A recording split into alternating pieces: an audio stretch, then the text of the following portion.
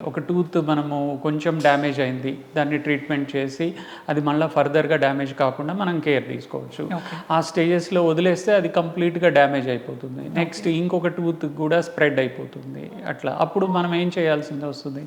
ఆర్టిఫిషియల్‌గా teeth replace చేసుకోవాలి. Okay. అట్లా. సో టీత్ రీప్లేస్‌మెంట్ అంటే డిఫరెంట్ టైప్ ఆఫ్ రీప్లేస్‌మెంట్స్ వచ్చాయనుకుంటా కదా! Teeth implantation. So Yes. అవేంటి వాటి గురించి? మనము బేసిక్‌గా మనకేంటంటే బ్రిడ్జెస్ అంటాము. అంటే సో మనకు ఎక్కడైతే పన్ను తీసేయడము లేదా తీయించుకోవడం, చెడిపోయి తీసేయడం జరుగుతుందో అక్కడ మనం పన్ను పెట్టాలి అంటే అటొక పన్ను, ఇటొక పన్ను, ముందు పన్ను, వెనక పన్ను సపోర్ట్ తీసుకొని అవి 2 పిల్లర్స్ లాగా దాన్ని బ్రిడ్జ్ అంటారు. ఓకే. ఇవి 2 డిస్టర్బ్ చేయకుండా ఎక్కడైతే పన్ను లేదో అక్కడ డైరెక్ట్‌గా బోన్ లోపలికి చిన్న స్క్రూ పెట్టేసి దాని మీద పన్ను పెట్టడం జరుగుతుంది. దాన్ని ఇంప్లాంట్ అంటారు. ఓకే. ఇవి 2 కూడా రీప్లేస్‌మెంట్. మనకి ఏదైతే మిస్సింగ్ టూత్ ఉందో ఆర్టిఫిషియల్‌గా రీప్లేస్ చేయడం జరుగుతుంది ఈ 2 మెథడ్స్‌లో. ఒకవేళ ఏదైనా టూత్‌ని రీప్లేస్ చేయాల్సి వచ్చినప్పుడు అది ఫర్ ఎగ్జాంపుల్ ఏదైనా డ్యామేజ్ అయిపోతే పక్కన ఉన్న టీత్ కానీ లేకపోతే పైన ఉన్న టీత్ కానీ ఎఫెక్ట్ అవ్వడం లాంటిది ఏమన్నా ఉంటుందా మనకు?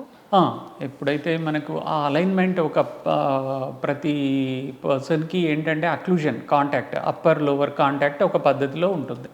అందులో ఆ లైన్‌లో ఒక్కటి మిస్ అయినా కూడా టోటల్‌గా డిస్టర్బ్ అవుతుంది. ఇప్పుడు మనకు ఒక దవడపళ్ళల్లో కింద రైట్ సైడ్ కింద ఒక పన్ను మిస్ అయిందనుకోండి, అదే ప్లేస్‌లో పై పన్ను కిందికి వచ్చేస్తుంది. ఓకే. ఇక్కడ పన్ను ఎక్కడైతే మిస్ అయిందో అటున్న పన్ను, ఇటున్న పన్ను కొంచెం మూవ్ అవుతాయి. ఓకే. సో దానివల్ల ఇంకా ఫర్దర్‌గా ఇంకెక్కువ ఫుడ్ పార్టికల్స్ స్ట్రక్ అవ్వడము, సో టూత్ లూజ్ అవ్వడము జరుగుతుంది.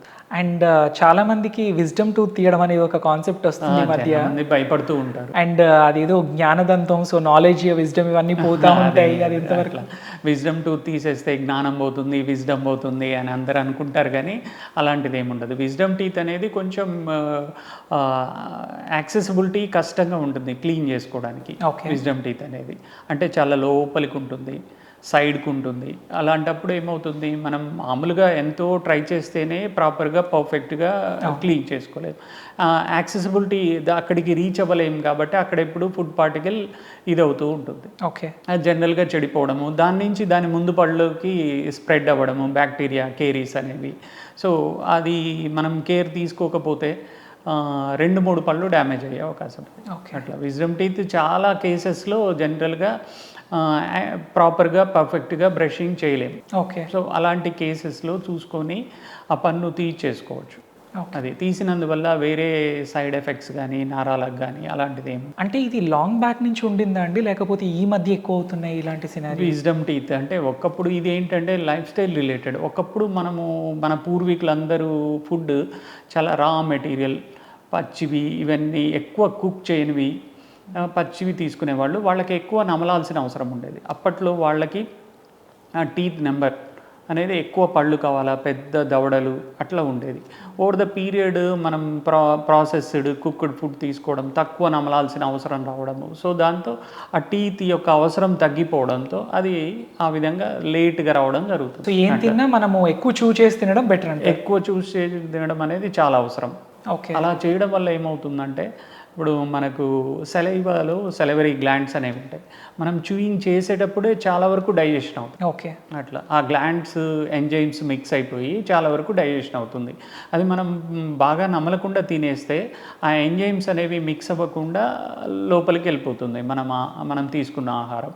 అప్పుడు 100% డైజెషన్ ప్రాపర్గా అవ్వదు. ఓకే. అందుకనే మనం పిల్లలకి చాలా మందికి చెప్తూ ఉంటాం, బాగా చేయండి, చేసి తినండి అని చెప్పేసి. బట్ ఇప్పుడు అంతా ఫోన్లలో ఇన్వాల్వ్ అయిపోయారు కాబట్టి జనరల్గా టీవీ ముందు కూర్చొని తినడంతో వాళ్ళు ఏం తింటున్నాం, ఎలా తింటున్నాం అనేదే పట్టించుకోరు. ఓకే. అట్లా ఇంకా అది స్ట్రిక్ట్లీ పేరెంట్స్ కొంచెం కేర్ తీసుకొని చేస్తే సో వాళ్ళ యొక్క టీత్ అలైన్మెంట్, పళ్ళు ఊడిపోవడం, మళ్ళీ కొత్త పళ్ళు రావడం, సో అవన్నీ కరెక్ట్ పద్ధతిలో రావడం, వాళ్ళ స్మైల్ బాగుండడము, so they can avoid the dental expenditure in future. Okay. And ఈ ఫ్లోరైడ్ రిలేటెడ్ కూడా అంటే మనకు చాలామంది వాటర్లో ఫ్లోరైడ్ ఉంది కాబట్టి సరిపోతుంది అంటారు, లేకపోతే టూత్పేస్ట్లో ఫ్లోరైడ్ ఉండేలాగా చూసుకోవాలి అంటారు. సో అది ఏంటి, ఎలా బ్యాలెన్స్ చేసుకోవాలి మనం దాన్ని? Is it really necessary? అది మామూలుగా పిల్లల్లో కేరీస్ రాకుండా ఫ్లోరిడేటెడ్ టూత్పేస్ట్ వాడతారు. ఓకే. సో అది ఫ్లోరిడేటెడ్ టూత్ పేస్ట్ కానీ మామూలు పేస్ట్ కానీ వాడచ్చు, అది కంపల్సరీ అవసరమేం లేదు. సో పెద్దవాళ్ళకైతే ఫ్లోరిడేటెడ్ టూత్ పేస్ట్ అనేది ఏమి అడ్వైస్ చేయరు, పిల్లలకు మాత్రమే అడ్వైస్ చేస్తారు. సో వాటర్ త్రూ మనకు సఫిషియెంట్ అవుతుందండి. సఫిషియెంట్ అవుతుంది మనకుండే ఎన్విరాన్మెంట్లో. సో సమ్ యూరప్ కంట్రీస్లో అక్కడ ఏంటంటే వాళ్ళకి ఉండే రెగ్యులర్ సప్లై, డ్రింకింగ్ వాటర్ సప్లైలో ఫ్లోరిన్ కంటెంట్ తక్కువ ఉంటుంది కాబట్టి పేస్ట్లలో ఫ్లోరిడేటెడ్ టూత్ పేస్ట్ అనేవి దొరుకుతాయి వాళ్ళు. సో అలా అంటే మనం ఇప్పుడు వచ్చే ప్యూరిఫైయర్స్ త్రూ కూడా వాటర్ మొత్తం ఫిల్టర్ అవుట్ అవుతుంది కాబట్టి ఫిల్టర్ అవుతుంది, ఫ్లోరైడ్ కూడా వెళ్ళిపోతుంది అంటున్నారు. అంటే అంత రేంజ్లో అన్ని రకాలుగా ఇక్కడ ఉండే మనకు డిఫరెంట్ సిచ్యువేషన్స్, సో ఆ వాటర్ అది ఫిల్టర్ అవ్వడము, ఓకే. సో దానికి అంతగా మనం ఆలోచించాల్సిన అవసరం లేదు. బేసిక్గా ఏంటంటే పిల్లల్లో ఫ్లోరిడేటెడ్ టూత్ పేస్ట్ వాడచ్చు, కానీ పెద్దవాళ్ళ అవసరం లేదు. అండ్ రీసెంట్గా ట్రైక్లోజిన్ మీద కూడా చాలా ఆర్టికల్స్ వచ్చాయండి, మిగతా కంట్రీస్ బ్యాన్ చేశాయి టూత్పేస్ట్లో వాడడానికి లేదు అని చెప్పేసి. అంటే is it really harmful for health, but మన కంట్రీలో ఇంకా కంటిన్యూ అవుతున్నట్టే. ఈ ఎనీ మెడికేటెడ్ పేస్ట్ జనరల్గా లాంగ్ పీరియడ్ వాడకూడదు. ఓకే. సో మధ్యలో ఇప్పుడు ఫర్ ఎగ్జాంపుల్ సెన్సిటివిటీ పేస్ట్ ఉంటుంది, అంటే మనం ఏదైనా చల్లవి తీసుకున్నప్పుడు బాగా పెయిన్ సెన్సిటివిటీ ఎక్కువ ఉండడం వల్ల ఆ పేస్ట్ వాడితే కొంచెం రిలీఫ్ ఉంటుంది. అది ఒక పీరియడ్లోనే, అంటే మనకి ఇది వింటర్లో, పీక్ వింటర్లో అట్లా, లేదా సమ్మర్లో బాగా చిల్ వాటర్ అవి తీసుకుంటుంటాం కాబట్టి ఆ టైంలో మాత్రమే వాడుతూ మధ్యలో రెగ్యులర్ పేస్ట్ వాడడం మంచిది. సో సెన్సిటివిటీ రిలేటెడ్ ఇష్యూస్తో కూడా చాలామంది వస్తూ ఉంటారు. అంటే అపార్ట్ ఫ్రమ్ ఈ పేస్ట్ అడ్వాన్స్డ్గా ఉన్నప్పుడు, అంటే పెయిన్ ఇలాంటివి ఎక్కువ ఉన్నప్పుడు, లేకపోతే సెన్సిటివిటీ ఎక్కువ తెలిసినప్పుడు ఎలా ట్రీట్ చేయొచ్చు దాన్ని? మనకి సెన్సిటివిటీ కొంచెం ఎక్కువగా ఉంది అన్నప్పుడు ఇంకా డాక్టర్ పర్టికులర్గా ట్రీట్మెంట్ అనేది అడ్వైస్ చేయడం జరుగుతుంది.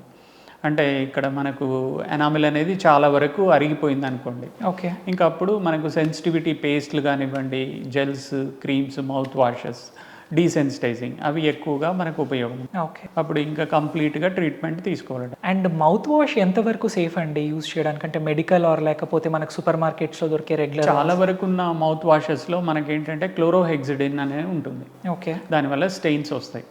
సో బెటర్ ఏంటంటే మనము వామ్ వాటర్లో సాల్ట్ వేసి రిన్స్ చేసుకోవడం బెటర్.